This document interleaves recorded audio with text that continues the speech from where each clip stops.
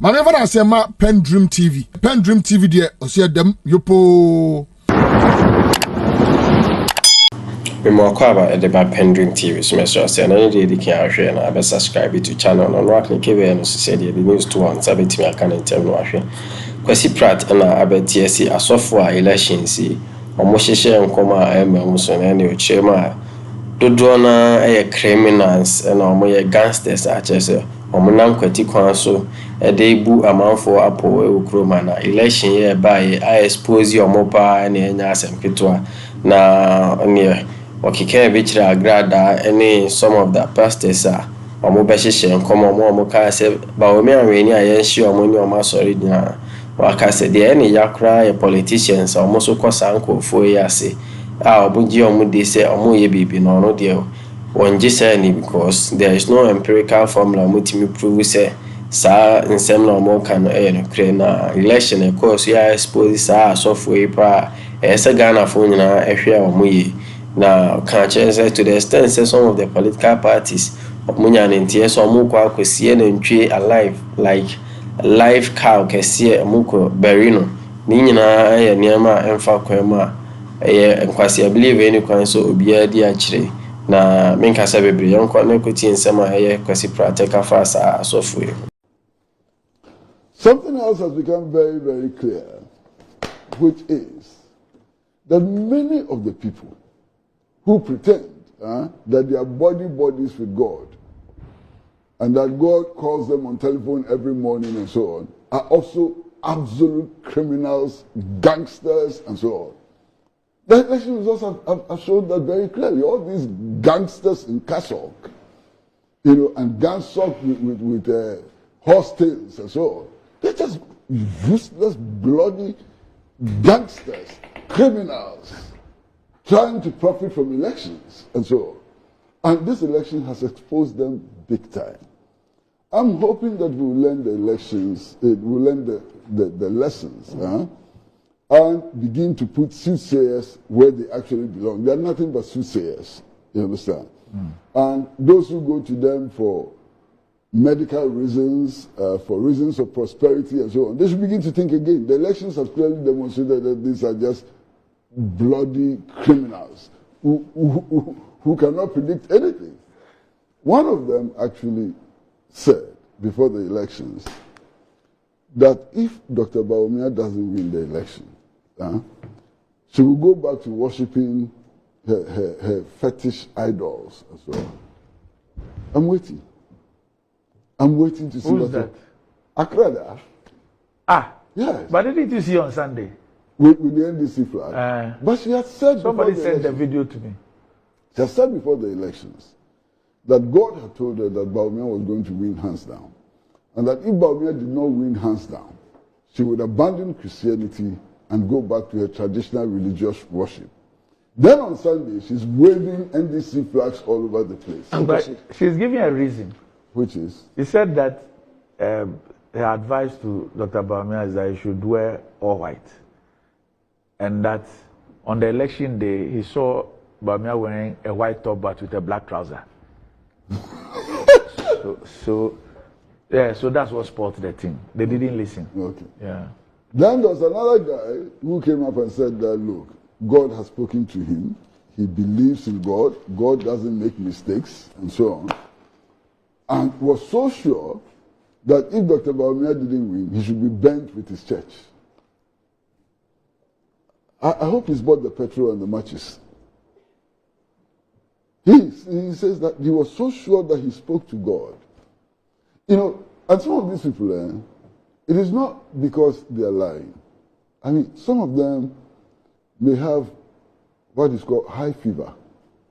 Generally, it could be a medical problem, high fever. They are seeing things that don't exist. They are hearing sounds that don't exist and so on. And I think we should pity them and arrange for them to see medical practitioners immediately. Some of them have high fever. Some of them actually are mentally deranged. Some of them, I mean, hallucination. They are hallucinating and so on. What worries me is that our politicians take them so seriously and spend too much time following them and kneeling before them for them to put dirty water on their heads. It worries me. And it's even becoming more worrying after the elections. You have listened to all the leading politicians about how this victory is a victory from God and how, this one is beyond us and so on. Master, this is a country in crisis. A country in very deep political, social, and economic crisis. And if you're going to explain our current condition on the basis of mystery, we're not going anywhere. Well, we can't discount beliefs. Me sitting here. I am not saying that don't believe what you want to believe. Yes. Right now, the inflation rate cannot be explained by mysticism. But we know what we can explain it. We know why. Please. The reason why the price of KK has moved from 50 pesos to 5 cedis cannot be explained simply by mysticism and so on. So let our leaders get out of this stupid cage of mysticism. Let us begin to examine the problems based on empirical evidence and sensible analysis of the problem. Because you frighten me. They are frightening me. This God thing is so frightening. Kwesi, how do we get out of this situation? Kwesi, by praying? Kwesi, my belief. Master, you think that we'll get out of this situation by praying? Look around the world. Countries which are not considered to be religious, look at the progress they are making. They don't have the inflation problems that we have. And our leaders, instead of sitting down, putting on their thinking caps, applying their gumption and so on, are appealing to mysticism. But is that not very unfair to the process? Because one, yes, we see these politicians sit down, put together experts, write down policies, show the roadmap to how they are going to deal with those policies, diagnose the problems we have, proffer solutions. None of them puts a Bible quotation there or a Quran quotation there. But even the one Randy, you're wrong. I'm not talking about Ken of Riata. What has he got to do with this? That's where he was going to. How do you know every line you put a quotation there. Mischief. So let's put that aside. He wasn't part of this election, although people say he was a part. He wasn't a part. Now, all the things you say should be done. People have done that. In terms of election strategies, going out there, boots on the ground, doing the hard campaigning and everything, all the things that must be done. They've done it. I've not seen anybody who has folded their arms somewhere and have gone to sit in a church hall or a mosque to say that I will not do the thinking, I will not do the analysis, I will not look for strategies, I will not do the hard work. I am sitting in my temple. God will give me victory. Randy, let me tell you something. I'm going to tell you something from my own experience. And Richard, I know you know. Look, I've been active in elections in this country, very, very active in elections in this country, at least from 1992 up to about 2008. Nobody can doubt that. Yes. I've slowed down now, but I used to be very active in the past. And Randy, I am telling you from the bottom of my heart that most of the politicians, the manifestos they present and so on, means nothing to them. They don't care about them. That is not what they think means them victory. Why? Burying white cows alive. White cows. If I lie, you tell me. I've not buried any before. I'm not saying that you have. But we've heard all this. But burying white cows alive is what gives them hope and strength. You understand? I mean, it's the belief systems across everybody. I'm not saying that don't have a belief system, but I'm saying that that's the reality. You understand? In one of the elections, a friend of mine who was working for one of the political parties actually came to me and said, "What? That there are some Malams, they're not even in Ghana. One of them was in Mali, one of them was in Burkina Faso, and so on. And that they are going to see the strongest of them, and that guy could actually levitate. Yeah? And he had predicted victory for them. They lost Porto. In spite of the levitation and all that, they lost Porto. Yes, so if you're with them, if you're close to them, when they start moving towards mysticism and so on, you know that it's real and they feel deeply about it. And I think it's important for us to begin to warn them that we are not going to take this Randy, what word should I use? Silly, it's silly. This silly thing about recourse to racism. Because if you do that, you can then not apply any empirical basis for analyzing your condition of social deprivation and economic hardship. Okay, because I disagree with you. I have no problem. Yeah, I disagree with you. Because me, sitting here, if I use myself as an example, Yes. my intro, I have the same intro. Yes. I've used the same intro 20 years. Yes. The same intro. Yes. My belief and confidence and reliance in God is 1 billion%. Yeah. But it doesn't stop me Randy, From thinking. or it shouldn't stop me from Randy, yes. I'm not saying that don't believe in So God. no, so I say when I attribute things to God, when I thank God. I think the question is can I finish? whether the people are even attributing to God or to human beings.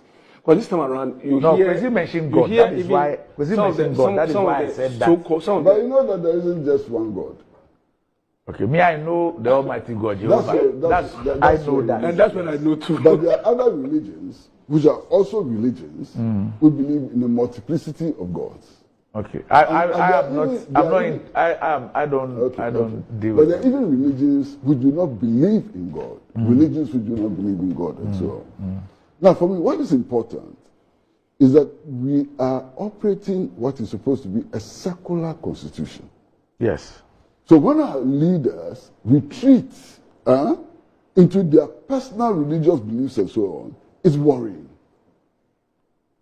No, but are they doing that? My question is that are they doing that at the detriment of thinking, of strategizing, of doing the right things? Yes. No. Yes. We will not be where we are today. Hold on. We will not be where we are today, a bankrupt nation. Yes. If our leaders were doing empirical analysis, Yes.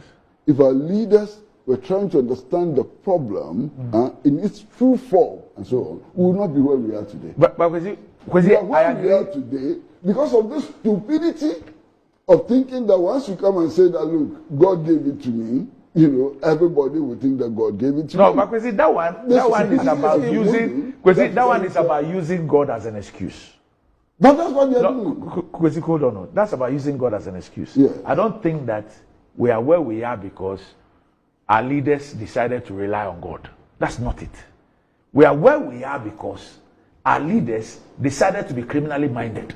Decided that their level of greed will be unbridled. Well, first of all, they decided. Randy, first of all, Yes. the statement you attribute to me is not correct. I'm not saying that our leaders took us here because they decided to rely on God. If I may understand, in fact, most of the people, usage of our leaders is successive. Can I finish? Right. Can I finish? Administrations, right. Master? In fact, you I find want to understand you the find context. out that most of the people who do God, in real practice do not believe even in God. True. They are charlatans. True. They use God as a small screen in order to deceive the population. I agree. And to carry out mischief. I agree. To do damage to the national economy. I agree. I mean, they use the name. They use the name of God to scam everybody. So They are scammers. They are complete scammers. they take advantage of our beliefs. Because they think that we are stupid. Yeah, they take advantage of our beliefs and they use the name of God. I mean, people who can even scam God, use his name and scam him. How much more? They are all scammers, Master. They are all scammers. They don't believe anything. Don't believe them when they say that they believe. Go and look for a Bible which is taller than you, and that will make people know that you are religious. Is it